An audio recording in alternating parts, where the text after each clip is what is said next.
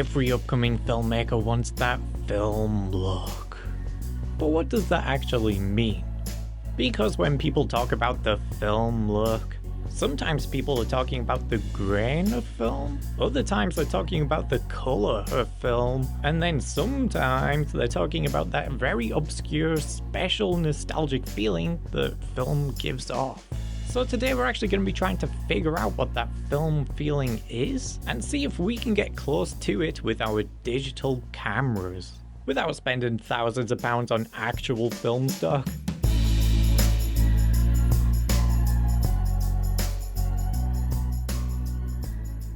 So, for the first 100 years of cinema, film wasn't an aesthetic choice. It's just how movies were made. I mean, a film was called a film because it was literally captured and displayed through rolls of film. But that isn't necessarily the case anymore, and hasn't been for quite a while now. Digital filmmaking showed up in the early 2000s, and suddenly 90% of films weren't shot onto large reels of physical film, but instead onto devices as small as SD cards. Digital became the opposite to film. It was clean, low contrast, and so sharp that you could see every pore on an actor's face.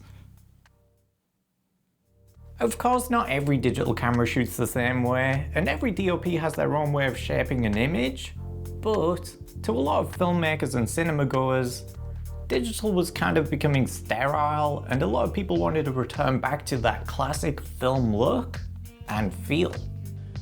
So colorists and camera enthusiasts started chasing that magic back. They started trying to make digital look like film, but as I'm sure we're all aware, it's not just about slapping some grain on some footage. The film look is in how film feels. Soft highlights, deep contrast, and warm skin tones. And that subtle imperfection that tells your brain, hey, this is a movie. I'm not going to get into everything, but basically, film reacts to light in a very specific, uncontrolled way, and goes through a heavy chemical process that is unpredictable. These are what really give the film feeling that magic look. It reacts to light, not some mathematical equation that has been perfected for digital electronic sensors.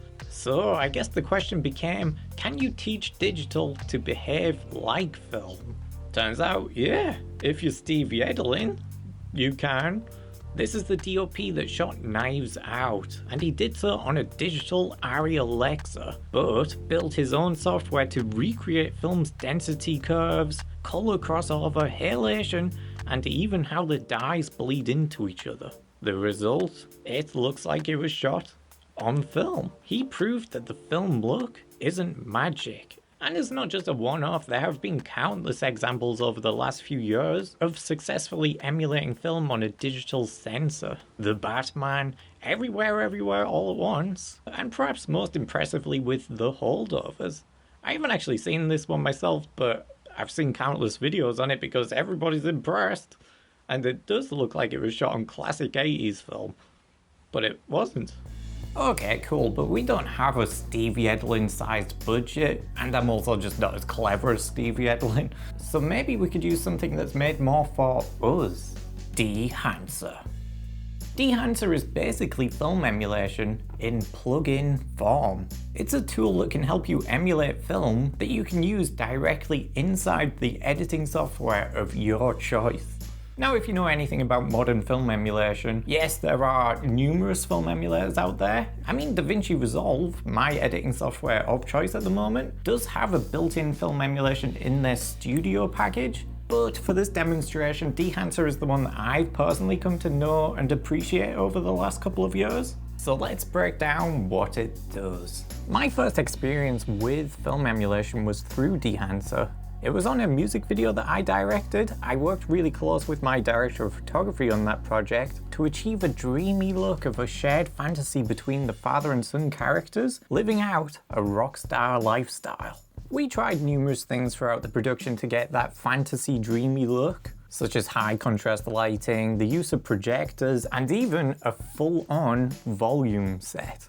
well, like a mini volume. It was just like the one, it was like an LED wall basically, but still. My DOP actually did the coloring on the project as well, and he actually was the one that introduced me to Dehancer in order to show that we could push this dreamy vibe even further through film emulation. I was already aiming for a film grain aesthetic to complement the narrower, cinematic, widescreen aspect ratio that we'd gone for, but through the addition of halation and bloom in particular, the image really started to feel dreamier than I even expected. The use of high contrast lighting now really pops thanks to the addition of bloom. And the halation actually reduced the sharp digital look to the edge of our characters, and then just throwing in the film grain on top of all this, I fell in love with film emulation that day. The thing is, the cinematography already looked cool with the simple color grade that my DOP did, but the push to a more film-like state gave it this weathered, worn-down, nostalgic vibe that we just weren't getting beforehand.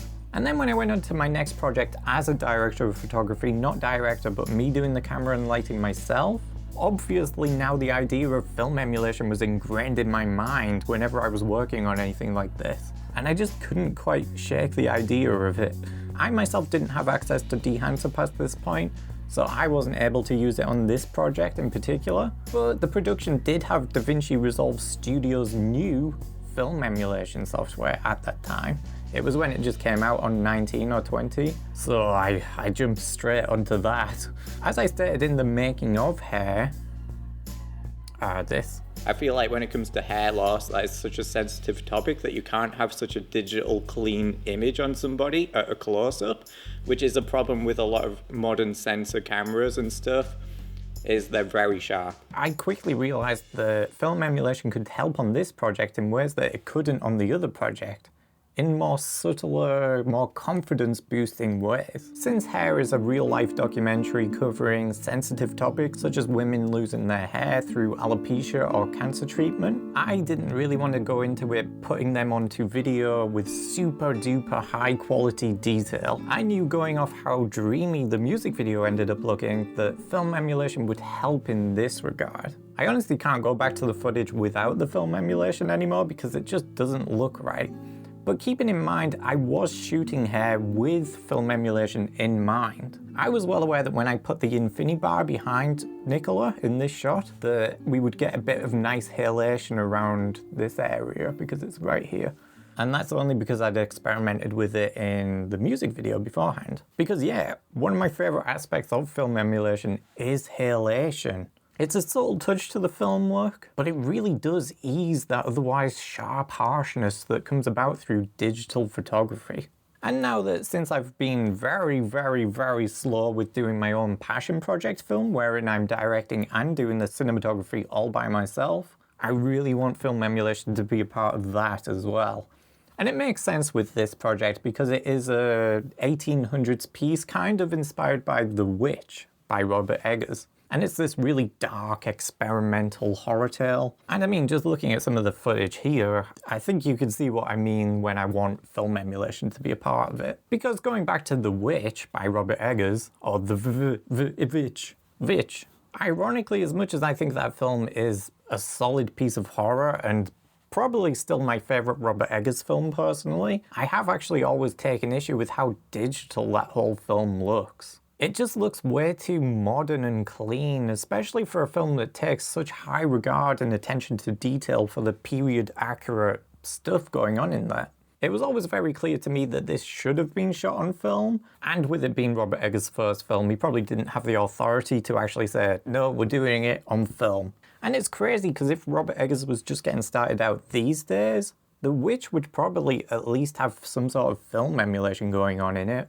It wouldn't just be this overly clean digital look to the whole film that we did get back in 2015, 2016 when it came out. Anyway, beside the point, my passion project, the cow film, or the Void as it's more professionally known, but it is the cow film. This is a project that even though we've only done 2 out of 3 filming days so far, it's taken over a year to do it because I need everybody available and it's not easy to do your own passion projects all the time. And this has also meant that I've been shooting the film on different cameras for every day as well. Day 1 was shot on the Ursa Mini 4.6K. Day 2 was shot on the red Komodo and looks beautiful, by the way. That is my personal favourite camera so far that I've ever used. And Day 3 will likely be shot on my A7S, unless I can get access to a different camera. So yeah, it's going to look a bit weird, and I find that with the Ursa Mini shots in particular, which were shot outdoors, yeah, I find that the Ursa Mini is a bit too sharp and clean looking, and I've always had in my mind that I want to add film emulation to these shots in particular. Now's my chance, because I have Dehancer to do this for me. And I have been experimenting with this because giving it some really basic work in Dehancer's toolkit really softens the whole thing and really brings it a lot closer to how I personally envisioned the whole film. One thing that I genuinely really like about Dehancer's film emulation settings is that the default settings are really great just out of the gate. Like, they look brilliant. I typically tend to deactivate the top film emulation bit that actually tries to replicate the colors and the vignetting of certain film stocks, such as like this Kodak one here. I typically just disable that because I like to do my own grade and bring up the colors in my own way. And this allows you to individually have access to the halation, the bloom, and the film grain independently. And they're my favorite parts to mess around with. Like I said, just applying the 35mm grain, the halation, and the bloom, and the image is completely transformed from this horribly clinical digital image into something that, at least to my eyes, feels more cinematic.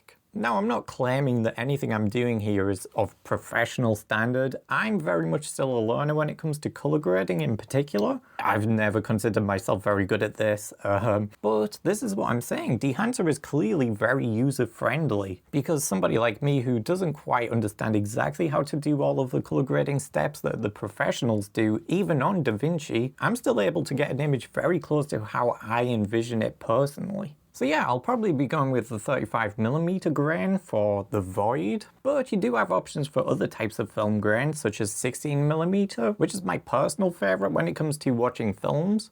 I love the 16mm aesthetic. Films like The Texas Chainsaw Massacre and Blue Valentine, two of my personal favorites, were both shot on 16mm film. And I just love the obvious film grain to all of that. It's a bit larger film grain than 35mm, and it just adds this really organic texture to all of these films that I just love watching. So for projects like Hair, where I was DOPing on, I often went with 16mm film grain because it's slightly larger, like I said, and more obvious in a way that benefited the tighter close-ups that I was going for this type of project. And like I said, I was trying to hide a bit more of that digital sharpness from the Ursa Minis at that time. But yeah, like I said, for the shots out here on the field in the void, the grain just adds this beautiful texture to the image. The sky in particular now has this really nice organic texture to it. It feels more painterly now than it did beforehand. And even the shirt that the actor is wearing here, my good friend Harry, now has more life to it than the digital image version. Because it was like very digitally clean, like it's just too clean. Especially for the 1800s. Like, what's he using? DAS? I just don't know how else to describe it other than to say that it brings new life into these images. Which sounds cringy, but it just does. Unfortunately, this sort of thing will be difficult to express over YouTube's heavy compression. So that's why I'm displaying still images as opposed to playing through the whole thing. The texture does move of the film grain, it does move throughout the thing, so it looks really nice. Of course, this sort of thing isn't going to be for everybody, and it's definitely not for every type of project either. It makes sense for cow film here, or the void, because it's meant to look and feel more like a classically shot film, you know, with a grittier 1800s type of vibe. But even if I looked at other films that I've personally shot, The Turned, which I did earlier this year, would be a good example of where that digital clean look works better. It's set in a lab and the digital sterile sheen fits that clinical atmosphere a lot better than the worn down nostalgic film emulation would. But then again, back in university I did my film noir piece for my second year, and that's a piece that I definitely would have appreciated having film emulation for. I'd probably push things a lot further with film emulation than I have in this video to really add to that iconic film noir aesthetic. At the end of the day though, just like whether choosing to shoot your film on actual film or to shoot things digitally, film emulation should just become another part of the cinematographer's toolkit at the end of the day. It's just another asset to help shape that overall end image. And I mean, I think it's great and definitely something that I'll be experimenting more with and something that I will be using for sure on future projects. I mean, when it comes to film emulation, it's not really something that we can escape. It's here to stay now. I've already started seeing the qualities of film emulation on big budget films and TV shows, especially when it comes to halation. That's a very easy one to spot because you don't naturally get that with a digital sensor. And I'm even seeing it on the odd TV advert as well. And I highly doubt they're actually shooting them on film. And even a lot of YouTube videos as well. Especially a lot of YouTube filmmakers, YouTubers. Trust me, once you start seeing what halation and bloom in particular do to an image, you'll start seeing it everywhere. The film look isn't just about film grain at the end of the day, I guess, so yeah.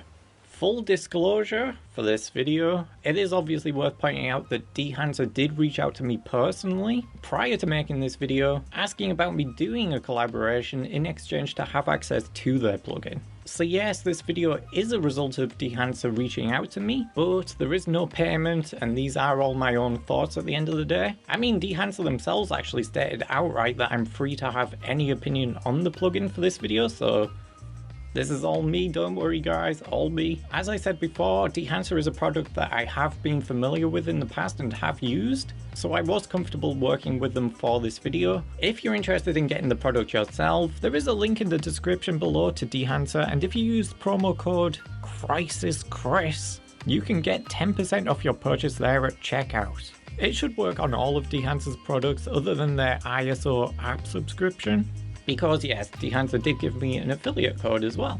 Dehancer is compatible with most of the big editing softwares, not just DaVinci. So yeah, special thanks to Dehancer for being so easy to work with and for helping save my passion project film about a cow.